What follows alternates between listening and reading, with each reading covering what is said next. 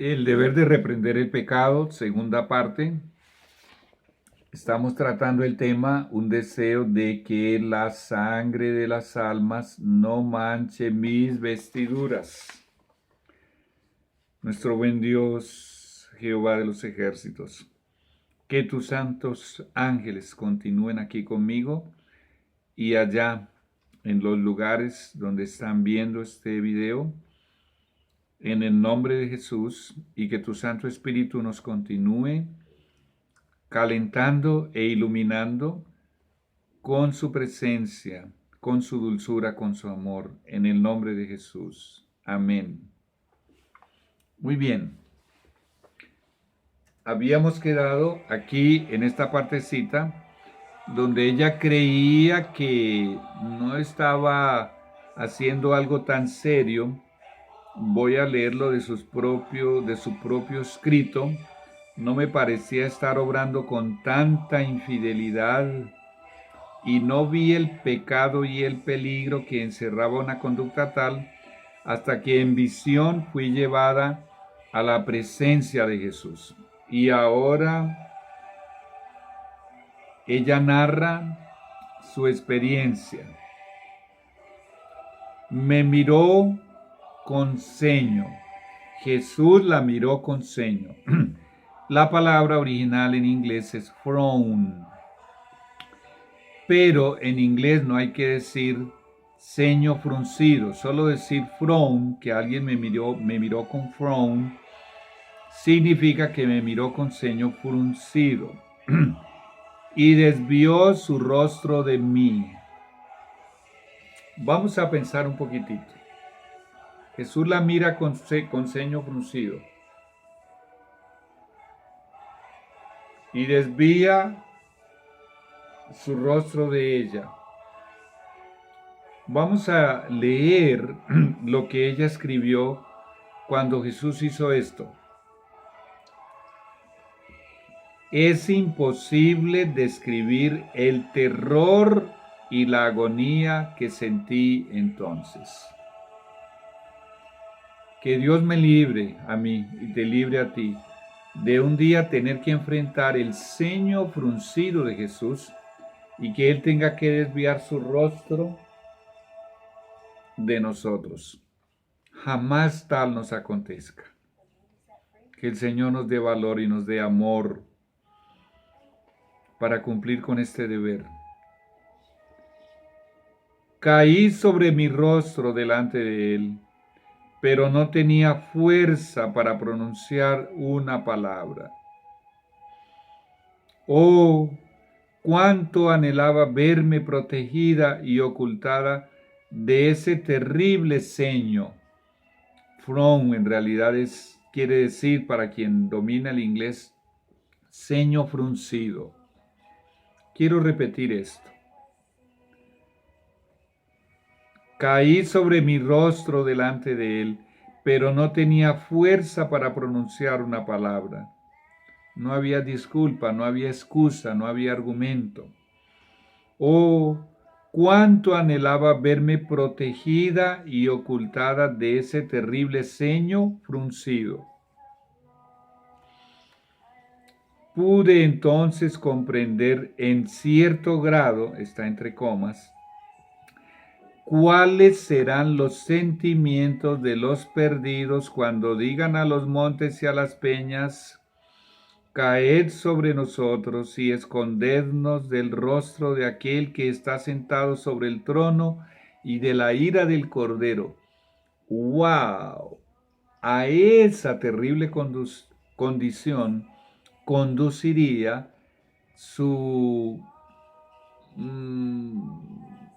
lo que ella consideraba que no era ser tan infiel, digámoslo, para recordar sus propias palabras. Al rato, un ángel me ordenó que me levantase.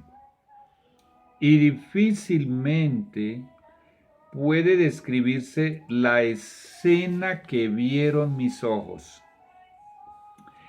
Me fue presentada una compañía que tenía los cabellos desgreñados y las vestiduras desgarradas, y cuyos rostros eran un cuadro vivo de desesperación y horror.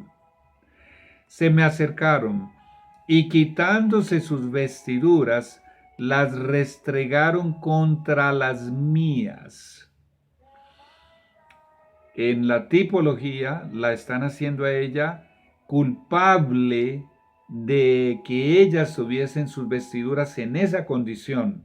La están haciendo a ella culpable. Miré mis ropas y vi que estaban manchadas de sangre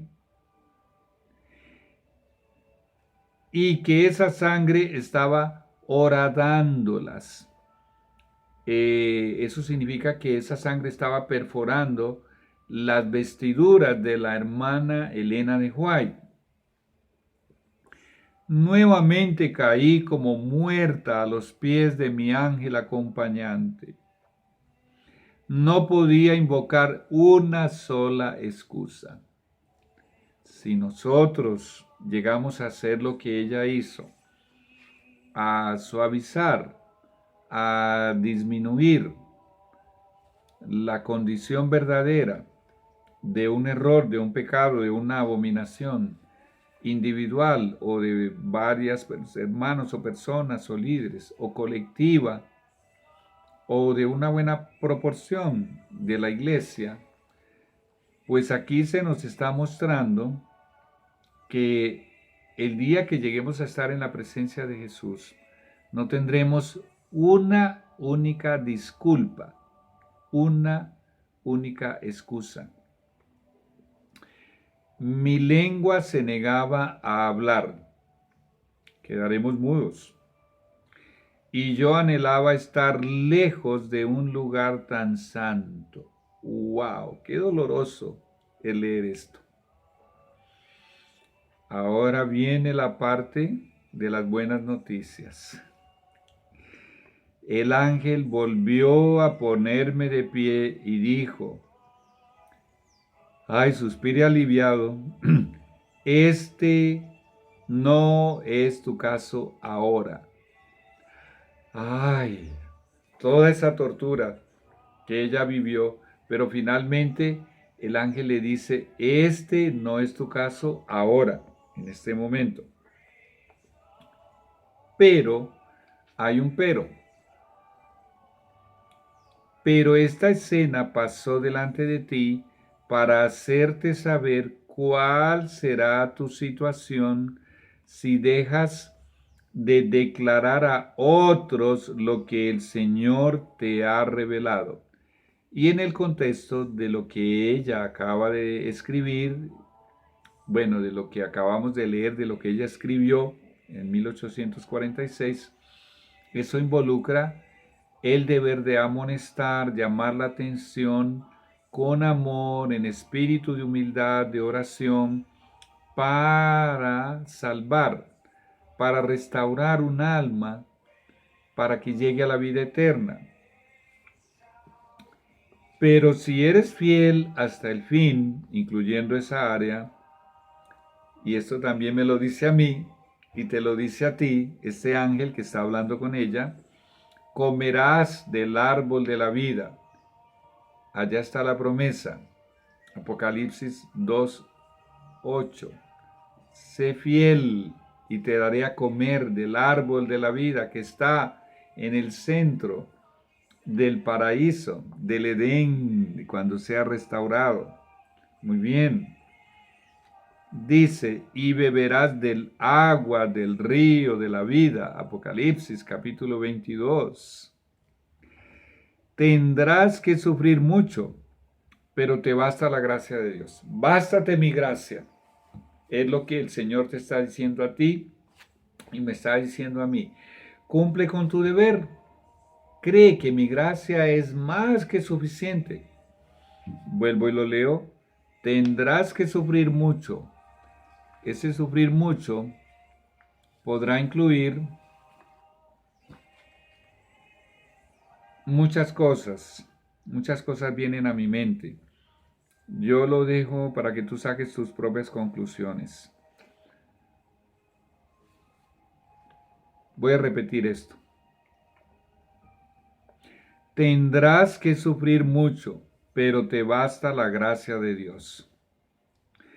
Estuve entonces dispuesta a hacer todo lo que el Señor requiriese de mí, a fin de tener su aprobación y no sentir el peso de su terrible ceño.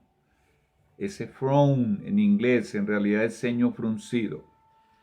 Observe que en la Biblia usted nunca encontrará expresiones tales como si haces 90%, si obedeces 95%, si crees 98%,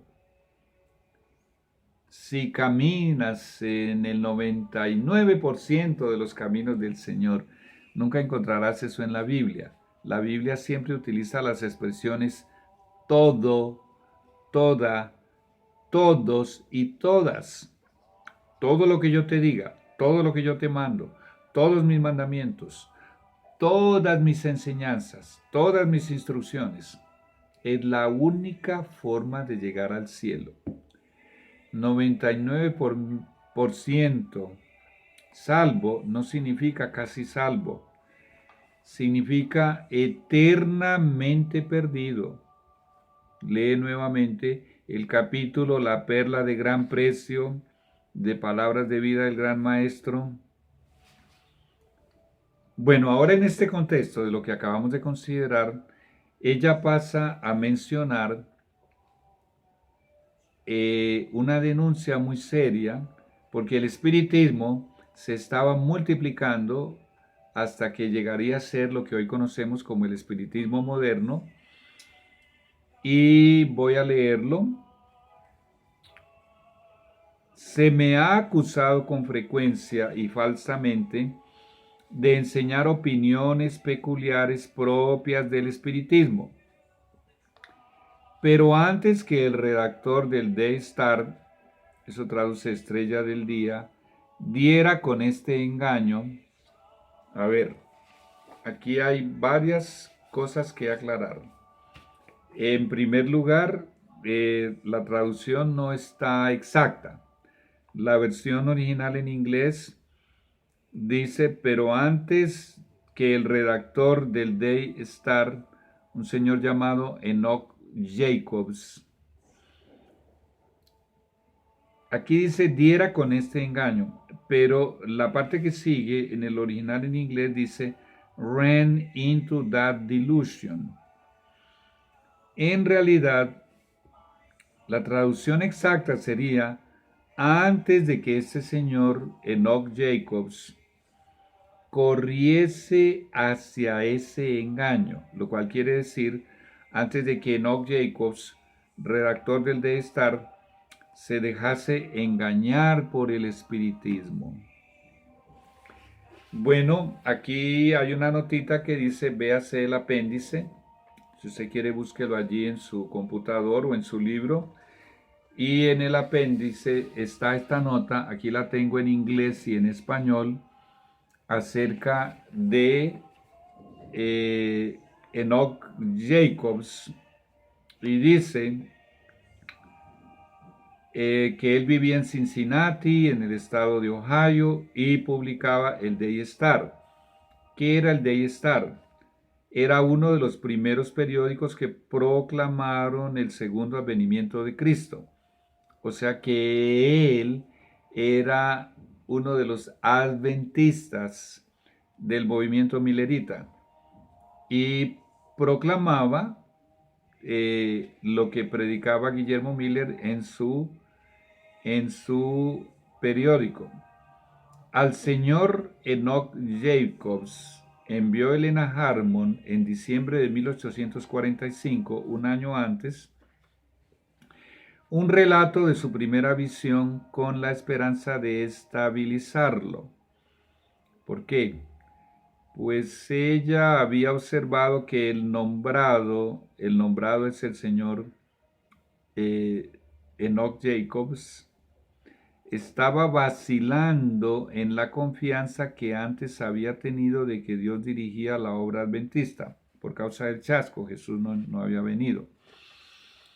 Fue pues en el Day Star y en el número del 24 de enero de 1846, donde el redactor publicó la primera visión de la hermana Elena de White, de la señora Elena de White, la profeta del Señor, en un número especial del Day Star con fecha del día 7 de febrero de 1846, se publicó el memorable artículo acerca del santuario celestial y su purificación, escrito y preparado, aquí menciona 3 pioneros: Hiram Edson, el Dr. Hahn y O.R.L. Crozier, muy famosos pioneros de la época, y presentaba la enseñanza bíblica relativa al comienzo del ministerio de Cristo en el lugar santísimo del santuario celestial a partir del 22 de octubre de 1844.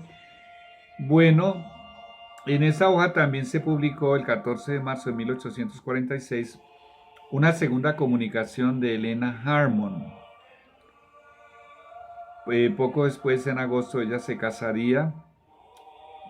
Ahora dice aquí la mención hecha en el párrafo en consideración aquí que él había corrido y se había dejado absorber por un engaño espiritualista del espiritismo, se refiere a opiniones ulteriores que llegó a sostener el señor Jacobs y a los errores espiritualistas que él abrazó. Con ese esclarecimiento, vuelvo y leo. Bueno, antes de que Enoch Jacobs llegase a ser engañado por este engaño del espiritismo, el Señor me dio una visión de los efectos tristes y desoladores que producirían en la Grey ese redactor y otros al enseñar tales opiniones espiritistas. He visto con frecuencia al amable Jesús y sé que es una persona. Le pregunté si su padre era una persona y tenía forma como él. Jesús dijo: soy la imagen expresa de la persona de mi Padre. ¡Qué hermosura! He visto a menudo que la opinión espiritista quitaba toda la gloria del cielo y que en muchos ánimos el trono de David y la hermosa persona de Jesús han sido consumidos en el fuego del espiritismo. He visto que algunos que han sido engañados y sumidos en este error serán puestos bajo la luz de la verdad. Ahora escuche, pero hay un pero. Pero a ellos les resultará casi imposible librarse completamente del poder engañoso del espiritismo. Los tales deben confesar cabalmente sus errores y dejarlos para siempre. Recomiendo al amable lector la palabra de Dios como regla de fe y práctica. Por esa palabra hemos de ser juzgados. En ella Dios ha prometido dar visiones en los postreros días, no para tener una nueva forma de fe, sino para consolar a su pueblo, y escuche esto, y para corregir a los que se apartan de la verdad bíblica, para hacer de la Biblia un verdadero telescopio y un verdadero microscopio. Para afianzar aún más la Biblia, el Señor había profetizado, Joel 2, 28, 29, que habrían algunos que tendrían visiones en los últimos días, pero todo esto es para fortalecer la fe en la palabra de Dios, en primer lugar, pero también para consolarnos. Así obró Dios con Pedro cuando estaba por enviarlo a predicar a los gentiles. Lea el capítulo 10 del libro de los Hechos.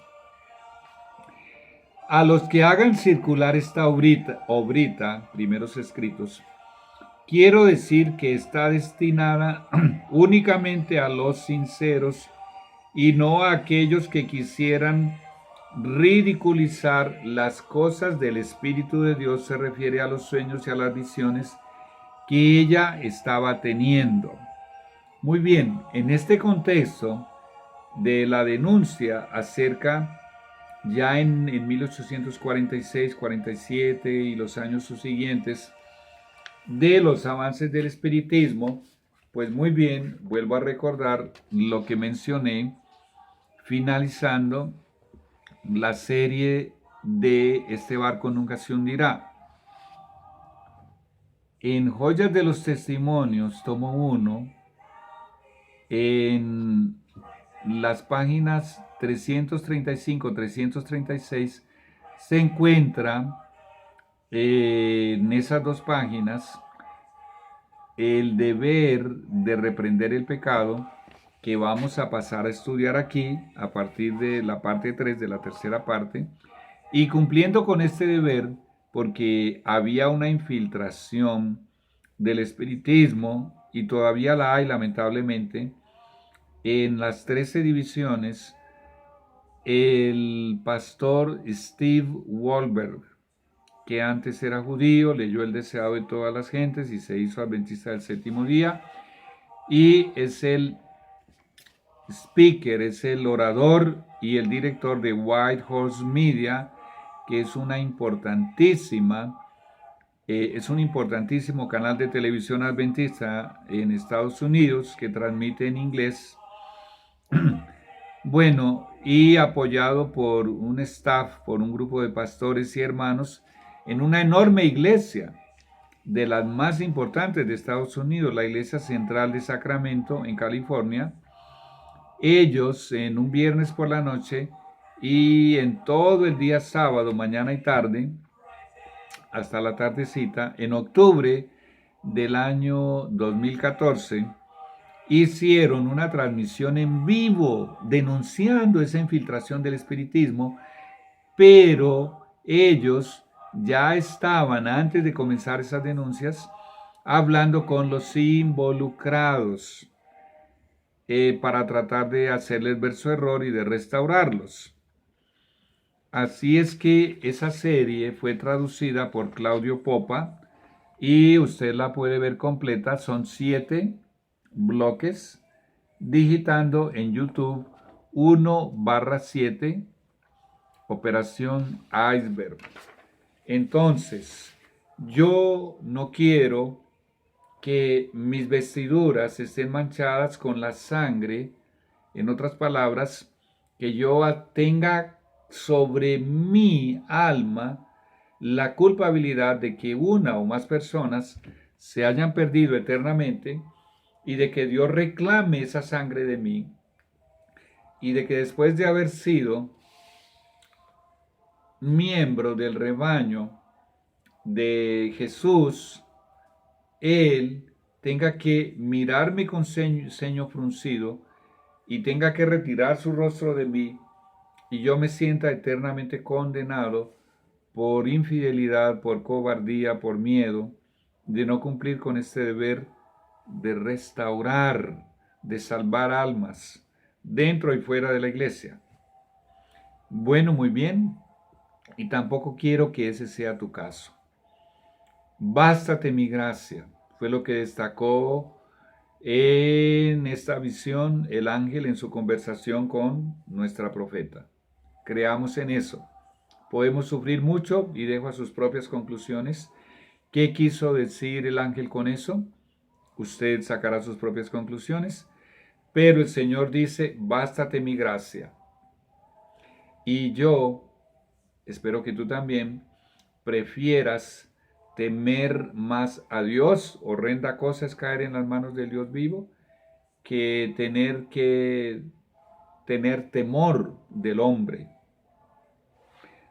Muy bien, vamos a orar.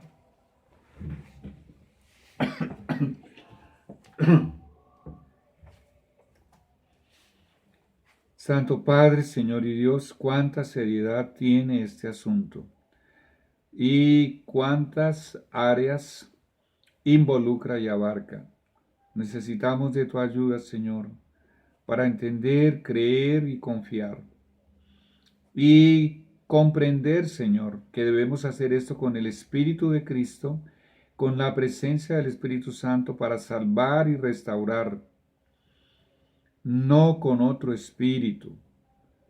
para hablar mal de la iglesia, ni para hablar mal de hermanos o de líderes o de grupos. No, Señor. Ayúdanos a entender esto. Bástate mi gracia, es la garantía de Jesús.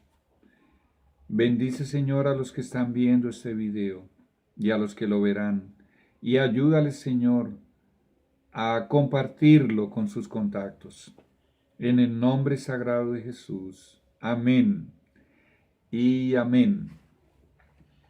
Muy bien, y esto es parte de la preparación para la crisis final. Ya nos encontramos en la parte 3.